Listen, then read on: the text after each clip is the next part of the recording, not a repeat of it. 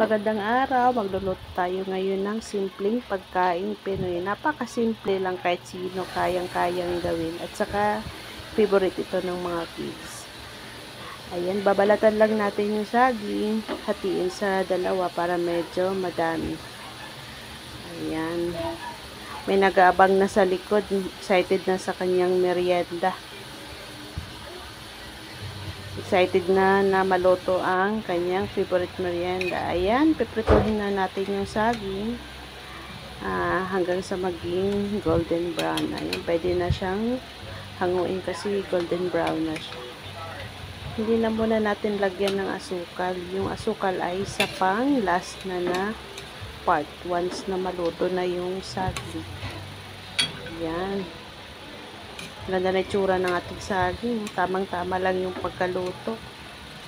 Ayan, tapos na yung ating saging.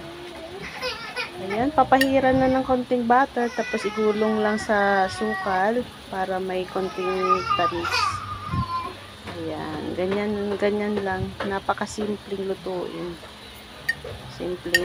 Simpleng gawin kahit sino. Kayang-kaya. Ayan, lagyan lang ng butter.